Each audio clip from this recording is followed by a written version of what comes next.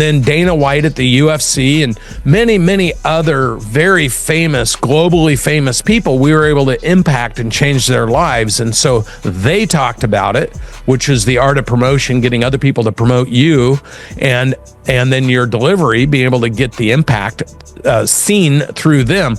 And so because we were so effective at that, and because we had a great product, service, and we had great partners that could present the business case and the medical case, it launched our organization, and now we are a global leader.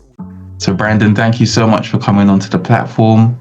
You are the CEO of Cardone Ventures, and you're also a partner in the 10X Health System, and you're one of the most influential, I would say, motivational speakers around. So thank you so much for taking the time to come out on my platform. Thank you for having me on your show. So the first question I'd like to ask you is, you were born in Eugene, Oregon in 1968. By 1987, you were voted the least likely to succeed in school. How did this underestimation of your ability to succeed spark your entrepreneurial drive? Yeah, well, I guess,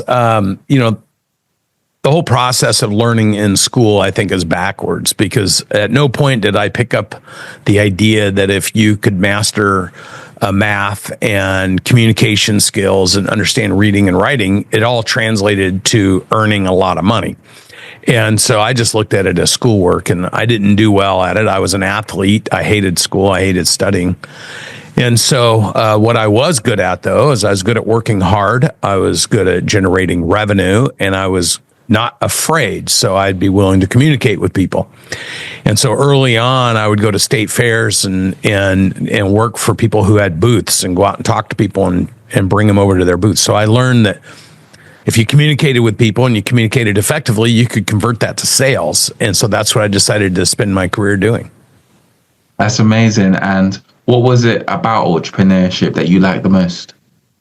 Well, I went to work for somebody else out of school, and by the age of 25, I was making as much money as the older managers in this manufactured device company. And I realized that if I wanted to make more money, I needed to do something that I was responsible for. So I started my first company at 26 years old, and I decided I was going to become an entrepreneur and risk converting income to the building of equity. Incredible. And in 1993, you bought Sonos Corporation and raised millions of pounds through private equity. Why did you decide to finance your business in this way as opposed to some of the other ways that you could finance a business? Well, that's a great question. It was actually 1996. And so when I left my job, what I wanted to do was buy somebody else's business. And so I made 100 presentations to business owners to buy their businesses. These were older business owners that I thought would retire. And they all told me no until I found somebody that said yes. And the person that said yes sold me 50% of their company for a $600,000 note that I had to pay back in 3 years. Well, that business I acquired half of happened to be a public company on the Alberta Stock Exchange in Alberta, Canada. And he said to me, now I have to teach you how to be a public company CEO. I had no idea what that meant. And that was my first real mentor. And he taught me about business. And so I learned that you could use cash, you could use debt, or you could use equity from a public company to acquire. And this was a lot for me to learn at 26 years old, 27 years old. So I started learning I could go out and acquire businesses doing a equity for equity. And at some point I had $500 million of businesses that said yes. And so I needed to raise real money in order to build an infrastructure and systems and technologies and all the things necessary to scale up a huge business, and went out and did 136 acquisitions in 36 months using equity and cash raised from the equity. That's incredible. And just moving on to that, you're one of the youngest entrepreneurs ever in the US to go on the American Stock Exchange. In your opinion, what are some of the advantages and disadvantages of being on the stock exchange? Well, if done correctly, you can use your equity as a currency. And so if you think about traditional business, if I'm making $1 million a year, I might be able to get a $2.5 million bank line of credit against my earnings. If I'm a public company and I'm trading at 15 times my million, that's $15 million of buying power I have to acquire other businesses. So when the public vehicle works well, you get the appreciation value of your stock trading higher than a traditional private company. And so then you can use your equity to consolidate or acquire or roll up other businesses into your entity. And every time you buy new businesses and you improve profitability, theoretically, the value of your stock goes up. And then you can use that equity to raise capital. You can use that equity to tie in long-term incentives for key employees. You can use that equity to acquire other businesses. And so when a public vehicle works, you have the ability to use your equity as cash, but at a much higher multiple than your cash. And so plus you have transparency, so people know when you're doing well or when you're not doing well.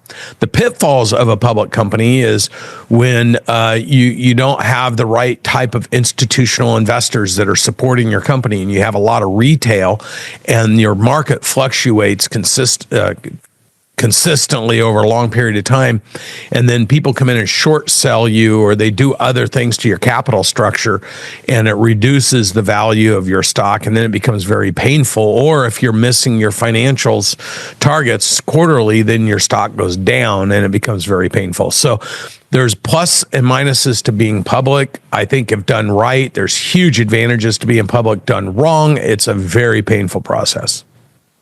I think that's your answer is actually really incredible because, going on to my next question, in around 2002, Sonos was sold to Amplifon, and then you had some disagreements with the owners, and you ended up being moved from CEO to chairman, and then ended up resigning. Firstly, how did you kind of bounce back from that? Because your story is just one of like highs and lows, but your rise has just been so incredible and inspirational. And I really want to focus upon that. Yeah, well, it was a very painful period in my life because when they decided to sell my company, it was after we had fixed the problems and right when we were going to become a world dominating business. In fact, it moved when Amplifon bought it. They kept all my team, did exactly what I was doing, and it became the world leader in retail. And so I was a little frustrated, but I also had to go back and reflect back on decisions I made. And I made a lot of decisions that set the stage for why my private equity group sold when they sold, because they were able to get all their money back plus 100% return on their investment. So I reflecting back, if I was them, I would have done the same thing because of the decisions I made as a young entrepreneur that really didn't know what I was doing and wasn't really good at governance with a board of directors. And so I was still a little bit of making decisions as though I was the sole owner of the company. I hadn't quite figured out how to lean into my board of directors, and I lowered their confidence about my decision-making and execution abilities. And when they saw an opportunity to get all their money back and 100% return, they took it. And so when I reflect on the conditions I created, I made the decision I wouldn't create those conditions again, and I would be a different person, a different type of entrepreneur. I'd have more consistency. I'd be a better leader. I'd be a better communicator, but I didn't know how. So a few of my mentors gave me some great books. I started reading and applying what I was learning to what experiences I had, and I decided I could create a new business, and that new business could build and scale without using anybody else's money by sharing the equity value with my employees, unlike Wall Street, by sharing the equity value with my customers, by creating a decentralized, democratized ownership structure where I could build an organization that supported independent business owners so they could be in business for themselves, but not by themselves. So what I realized is I needed to build a business where I could create a new set of rules that all small business owners could live by. It could be a decentralized, democratized structure so they could tap into those resources when they needed them. They would have the infrastructure and they would have the leadership that they needed, and then they could grow and scale their business. And I launched that business in 2000. 5 in June of 2005. And I realized if I could create that for me in that business, I could create a whole business doing that as my next business. So I created 2 businesses at the same time. And I launched that and successfully built it by being one of the fastest growing companies in the US. And then I sold it for 77 times EBITDA, $151 million in 2016 to a $1 billion Danish company. And then by taking the things that we built, deploying them with them, we helped them grow to $4.5 billion in 36 months. That's incredible. And the best thing about your answer, you answered 3 of my questions just by, giving your answer, which is so brilliant. So thank you so much for doing that.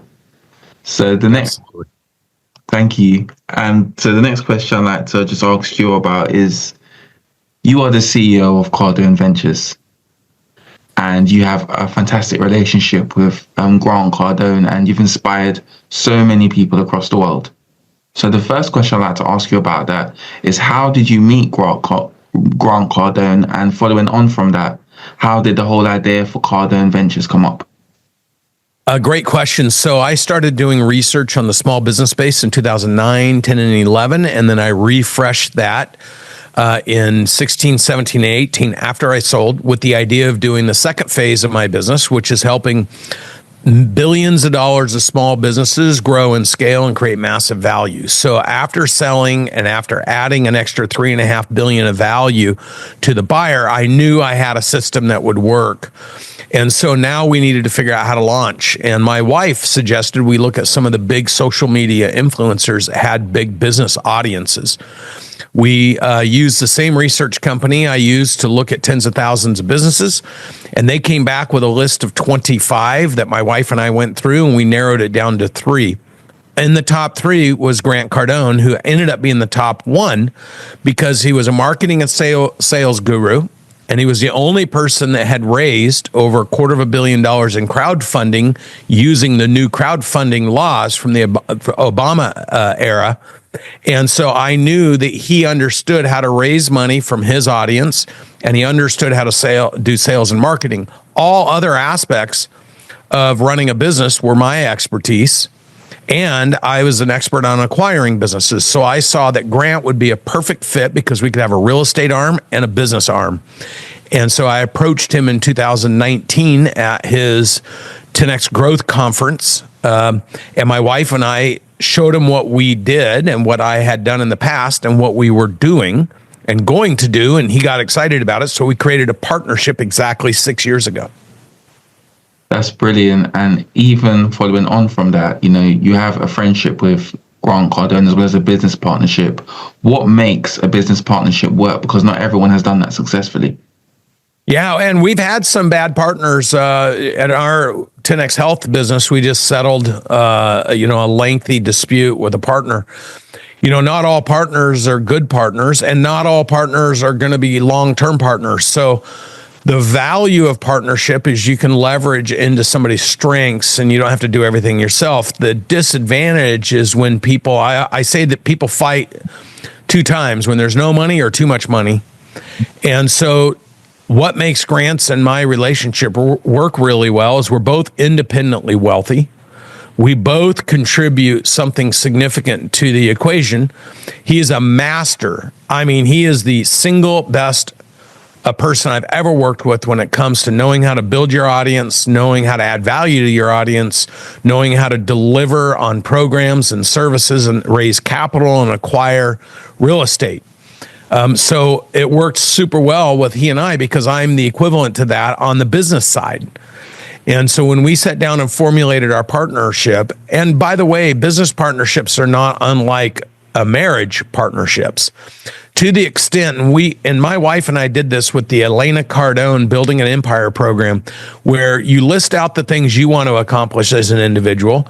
Your partner, in this case, my wife, listed out the things she wanted to accomplish as an individual. And then we listed out what we want to accomplish together as a team. And we prioritized 60% of the team efforts. And then we each took 40% of our individual efforts, of which we both agreed to support each other in those efforts. Well, we did the exact same exercise when we partnered with Grant and Elena Cardone. She created that exercise. So when we sat down as partners, now what we do is every couple of years, we refresh that to ensure that we're still on the same page, we're moving in the same direction, and we still have the same big goals. And communication is the single most important part of partnerships, and then knowing how to structure what happens if a partner wants to leave, or if, unfortunately, like in our 10X Health situation, you have to eject or have to eliminate or remove, or a partner decides to go. There's a process that should be followed, and you got to have great agreements. So the quality of your agreements, the quality of the people that are associated within your partnership, and the commitment to something bigger than an individual, like the team and the customers or patients or people you serve, and the enterprise itself. You need to view it as an entity, and the commitment to preserving that and creating massive value for everyone and not destroying it is very important. And you need to have that negotiated on the front end, and then you need to have great agreements if a partner decides to breach or break those agreements. That's actually incredible, because I was actually going to touch on another question about you working with your wife, which I think is brilliant, because not everyone can do that. How have you managed to make it work so effectively? Because I think that's quite incredible. Well, first of all, we lean into each other's strengths. I really lean into her strengths. She actually went to London School of Economics for a while. She's a brilliant human being. She's wonderful at promotion and shooting social media, and she's very articulate. So she leads our company as president. She's also the third largest shareholder besides Grant and myself. And so she's an active participant in the growth and scaling of the business, and she's an expert in her area of expertise. And I'm an expert in my area of expertise. And so I don't get involved with the things she does, and she doesn't get involved with the things I do, outside of us supporting and helping each other to be the best version of ourselves while we're building this enterprise. The other thing is, my wife and I, along with Grant and Elena, we all have very specific targets and very specific goals. And I find that when people start spending their energy fighting inwardly, it's because they've lost sight of the massive goals they could have outwardly.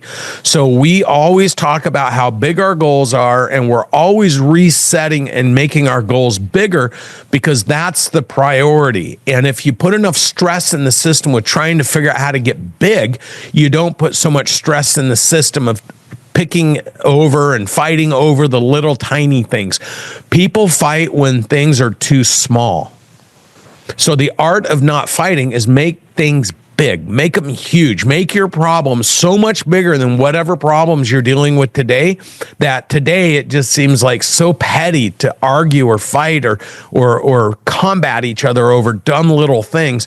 And the other thing is, when you establish a leadership principle that you are the highest level leadership within your organization, within your business, and especially you're the biggest example to a lot of other business owners, you have to not be petty. You have to establish those high criteria of what success looks like, and you have to become an example, because other people are looking to you on how to do it. So if you can't figure out how to do it, they'll lose confidence in their ability to figure out how to do it. So you got to also understand your priorities and your mission and your purpose, and put those higher than how you might feel at any given moment.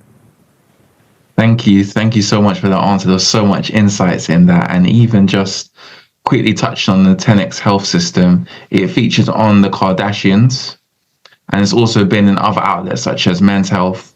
How have you managed to build 10X Health system into what it is now? What skills have you used to make it, a market leader, or an influential? Yeah, all our skills. We bought a little $1.8 million business. My business partners, Grant and Elena Cardone, we sit around when I talk about this postulating big ideas, right? Making bigger ideas. About 4 years ago, Grant and Elena were sitting there and they said, we need a business that can touch 8 billion people. What kind of business could we create that could touch 8 billion people? So I went to my research and I came back and I said, look, healthcare, I've been in healthcare a majority of my life, is almost entirely reactive around the world. And in the United States, we spend $14,500 per capita, 5 times more than anywhere else in the world. And we rank 167th in our healthcare. And so I said, if we could solve that problem in the US, we could solve it around the world by moving healthcare delivery from entirely reactive, so urgent care.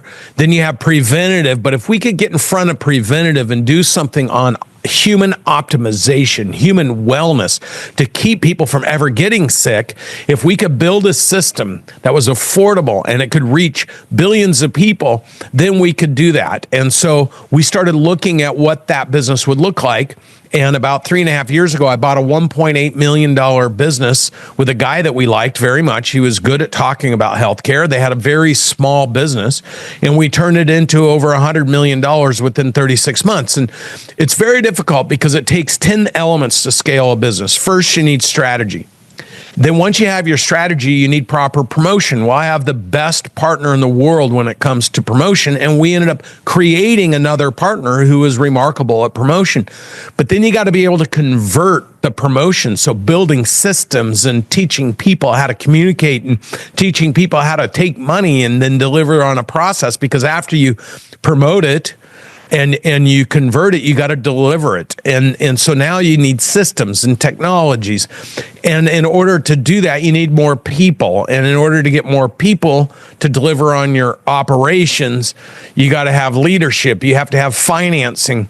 And so my skill set is building all of those things, effectively flying the aircraft while we're building it and evolving it to the next level of success. So to go from 2 million to 25 million, 75 million, 125 million, and invent a space that none of the people that we're reliant on, from our suppliers, from the pharmacies, from the testing facilities, most of those are mom and pop owned as well. So they don't have sophisticated technology. They use email. They don't have sophisticated phone systems. They text message, and all those things are HIPAA violations. So being able to do things legal, moral, ethical, and compliantly while you're flying an aircraft, creating a world-class organization, is very difficult. But because of my partner and his affiliation of everyone that's been on the 10X stages, we were able to grab the attention and change the lives of some very high-profile people. And that put us on the front page of Men's Health. It put us on the Kardashians, 2 episodes where we didn't pay for placement because we were treating them. And then Dana White at the UFC and many, many other very famous, globally famous people, we were able to impact and change their lives. And so they talked about it, which is the art of promotion, getting other people to promote you, and then your delivery, being able to get the impact seen through them.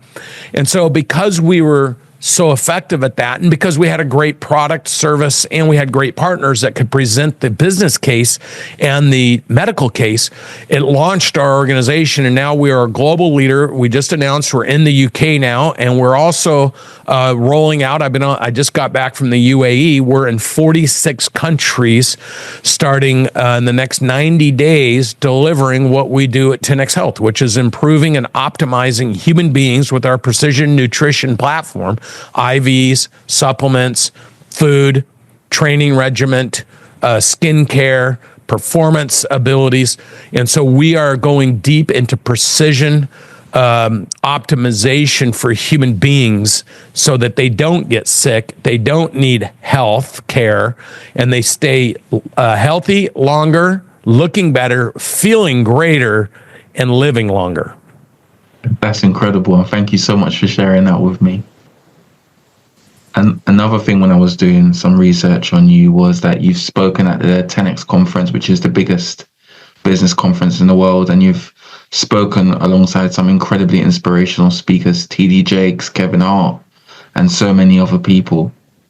Firstly, how did the 10X conference come about? And what were some of the speeches that were most memorable to you when you've been attending these events?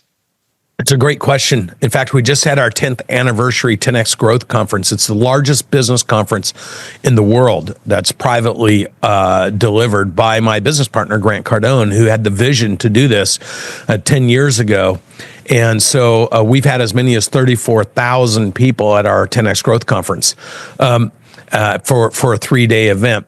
And we've had these remarkable speakers that Grant, through his relationships in his community, have brought in.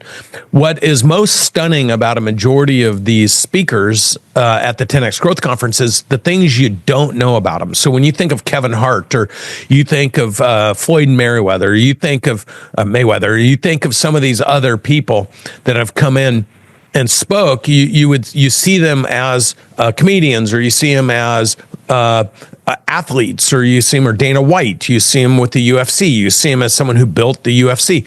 What you don't recognize is how much business genius is actually behind these people. And so when you listen to Kevin Hart talk about what his personal investment strategies are, when you listen to Kevin Hart talk about how he does his training regiment to prepare himself mentally in order to go out and attack a market opportunity to create energy, momentum, enthusiasm, and then also generate revenue.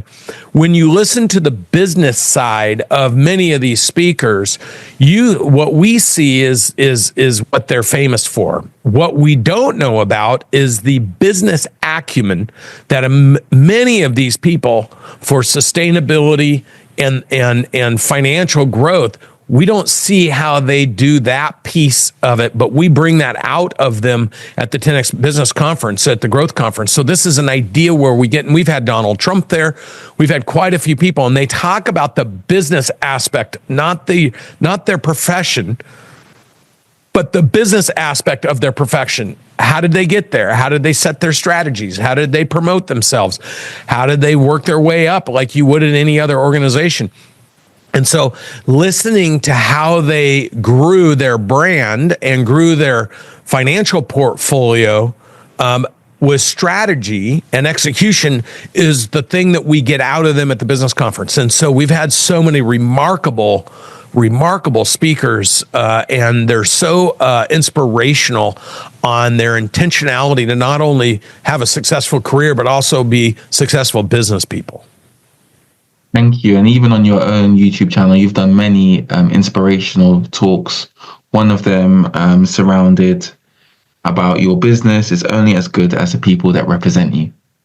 I actually watched that video, and that really stuck with me. So what I wanted to ask is, why is staff satisfaction so important when it comes to running a successful business? Well, the truth is no business can become successful, and no big business can become huge if it doesn't have people. So the one equation that you have to have, other than Telegram, which has maybe less than 20 people and trades at a multi-billion-dollar valuation, but it's the only company I've seen with that few of people but worth that much money. So kudos to him to figure out how to do that. But a majority of businesses, 99% of all businesses around the world, only can get big through people. And if people are the magical equation to success, then how you find, attract, align, develop, and keep great people needs to be an art of the business owner and of the leadership team. And if they can't figure out how to do those 5 things, because no successful person equation is just getting lucky to find somebody. The more intentful you are about how to find them, and then you have to have something to offer them, so you have to attract them.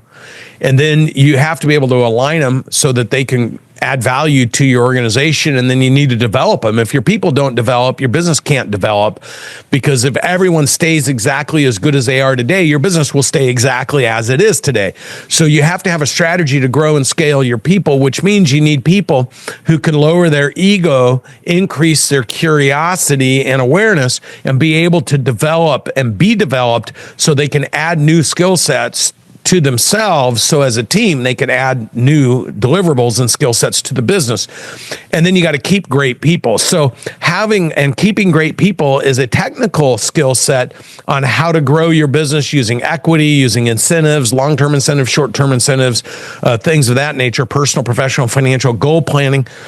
The more you can get into understanding your people and delivering, just like with the partnership, what's important to you, what do you want to accomplish, how can we help you do it, so that individuals contribute into the business in a way where they feel like they're doing it because they're actually investing in themselves, not in you and your business.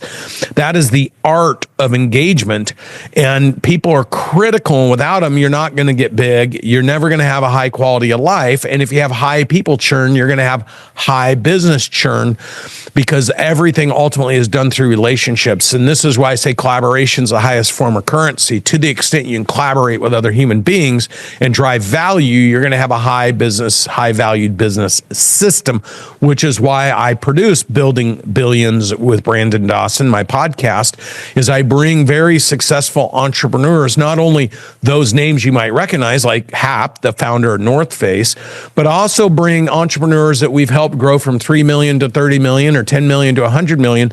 So you can hear about how fast they made a decision, deployed something new in the business through their people, and got a result, so that we can inspire entrepreneurs and business owners. 97% of all businesses in the United States fail within 10 years.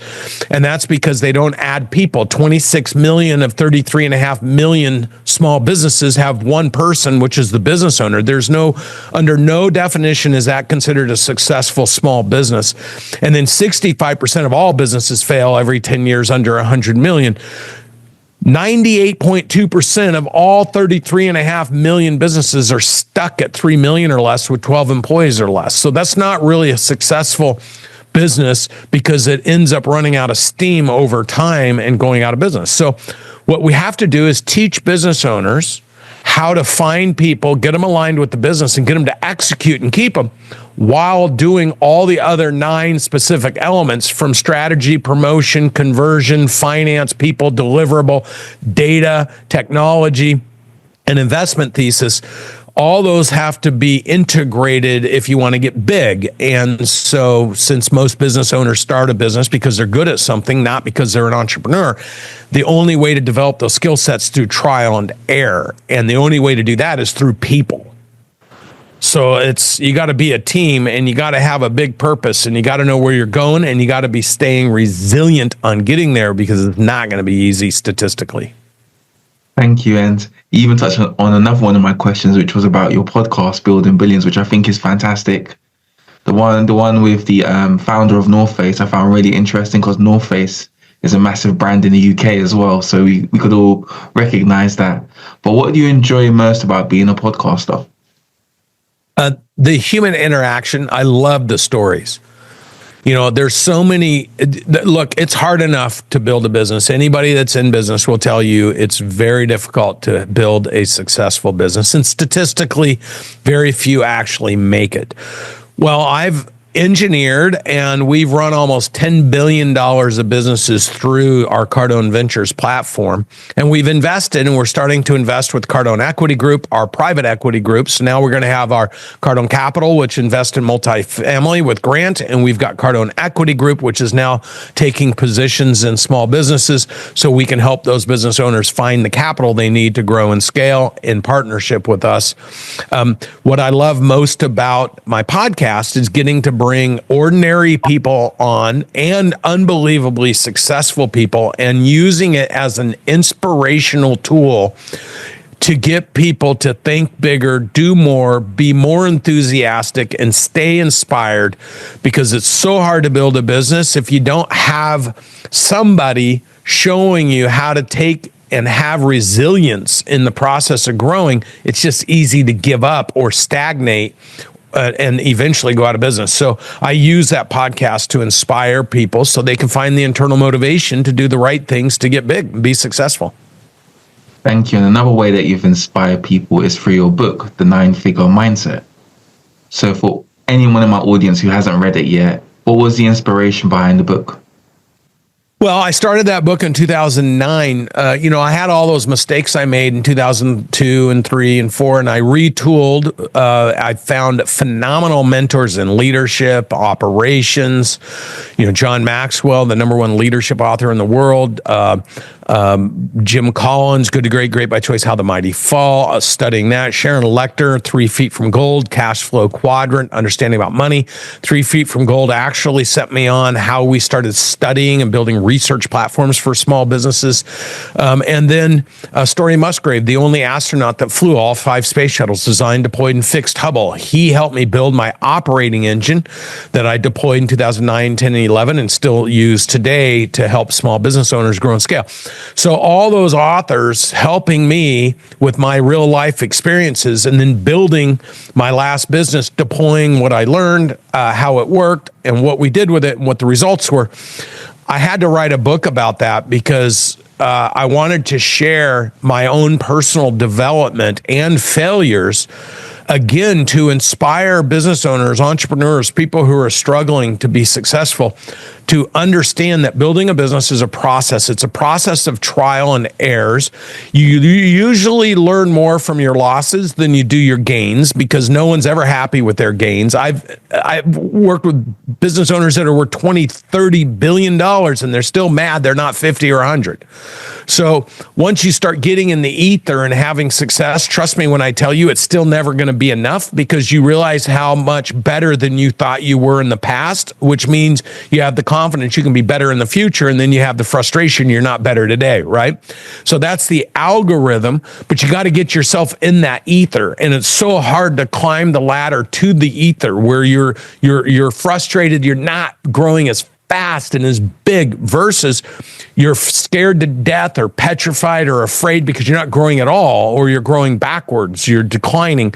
And so I wanted to be able to feature different personalities, different success stories across the whole range from small to huge, in order to be a guiding light and an inspiration from the things I've learned. So that's my podcast, but the podcast is really built on the book, which is my life story of picking walnuts up as a kid that barely got out of high school and then becoming worth hundreds of millions of dollars by shaping and changing the lives of other people in business by helping them.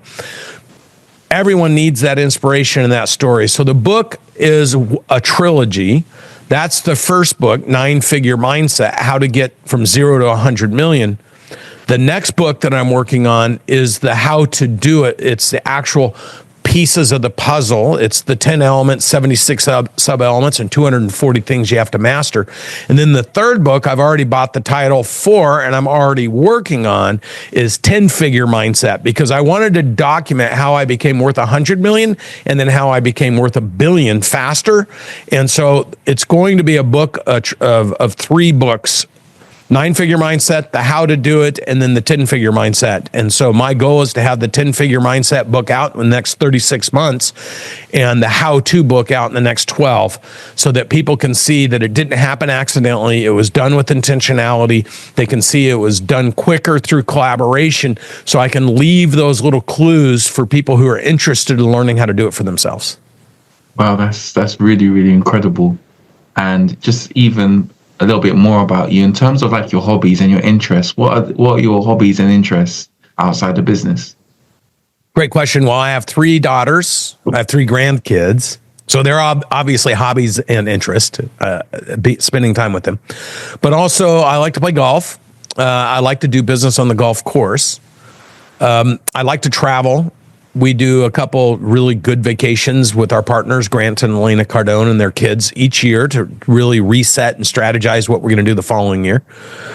And I love business. My biggest hobby is business. I love all aspects of business. And I think for people who are struggling, it's hard to be in love with your business. But when you get to do things like a show with you, or you get to go into the UAE and negotiate big contracts, or you get to go to Asia and meet new people and do contracts there and get your businesses built, and you go to New York and meet with lots of people about helping them grow and scale, or Miami, it's a people game and it's a contact sport. And so because I love that, I intermix. People ask me about work-life balance.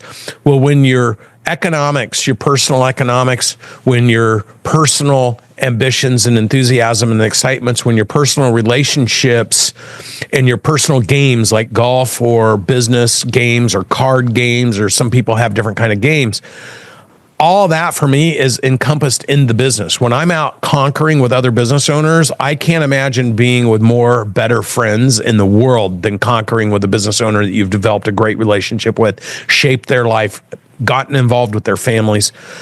My team here at home, when we conquer here at home, it's like winning a Super Bowl. When we have a huge event and we win, change lives, it feels so gratifying.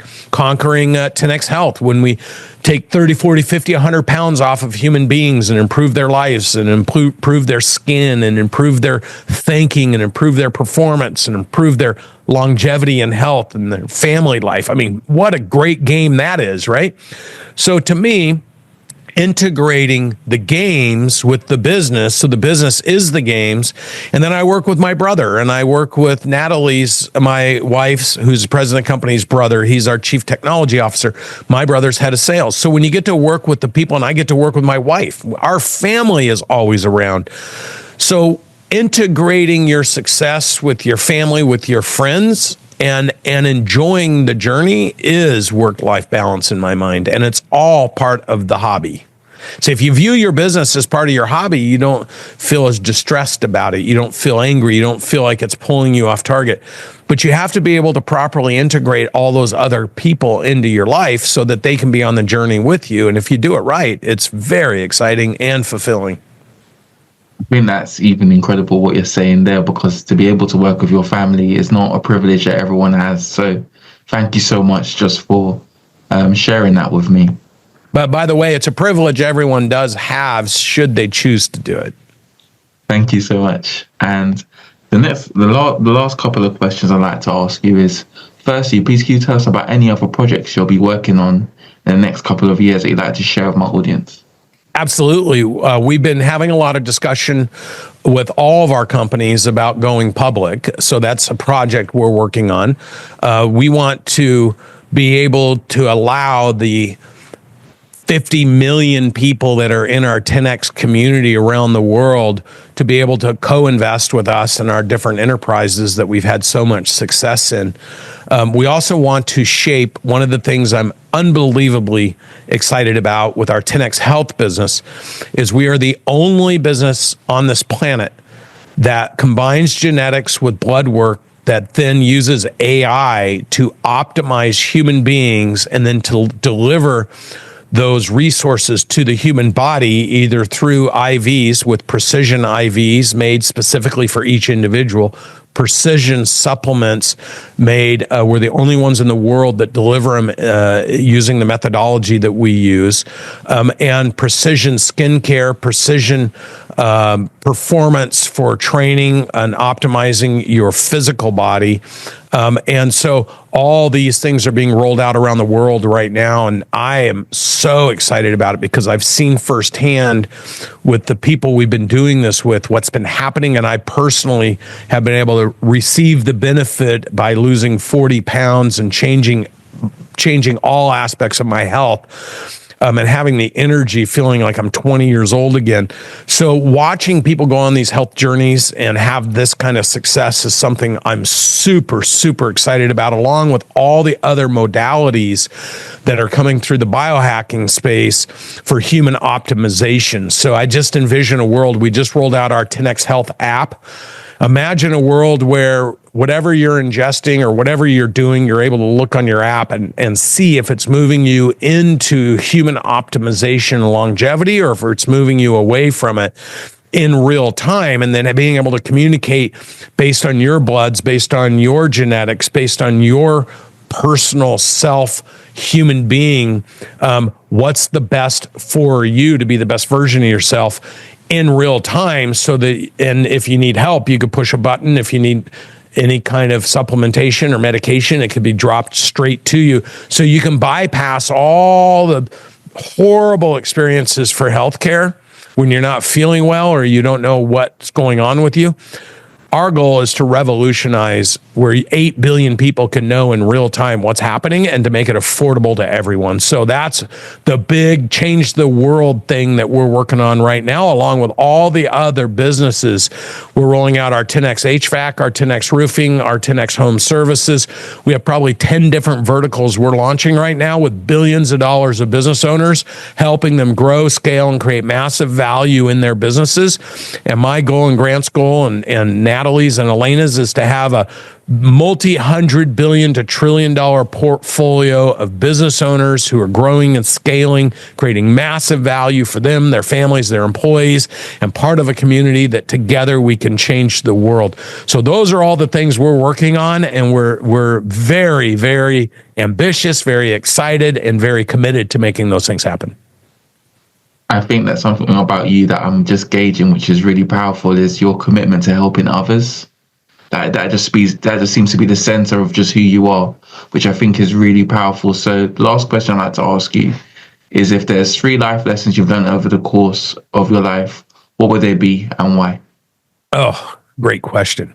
First, never let anybody else, an institution, a teacher, a parent, never let anybody else tell you what you're capable of. Because if I'd have listened to them, I'd be working at a tire factory, right? So never let anybody control your thinking. The second thing is, never stop pursuing the things you want in life. Because when you give up on yourself, everyone else for certain is going to give up on you. And then the third thing is, understand that nothing huge can happen if you can't add value to other people. John Maxwell says, if you want a hand, give one first. If you can't give a hand, you're never going to get a hand. So collaboration is the highest form of currency. And to the extent you can help somebody else succeed, win, they're going to want to help you succeed and win. And instead of thinking of success in terms of money, think of it in terms of how many human beings can you impact their lives and do something unbelievable for them.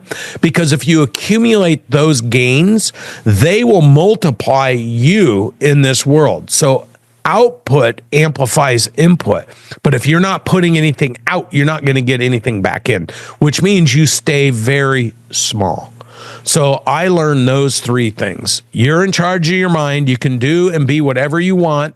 Just make sure it's legal, moral, ethical, and compliant, or you'll find yourself in trouble. The second thing is always pursue at the highest level possible. And then the third thing is collaboration. Work with other people and have them help you. You help them. It's going to be much more of a joy building your future self, for sure. Thank you for such a great interview, Brandon. I'm just blown away. So much insights. I'll probably have to take out a notepad and pen later on and write down some key notes. But thank you so much. Yeah, well, thank you for having me on your show. Thank you, Brandon.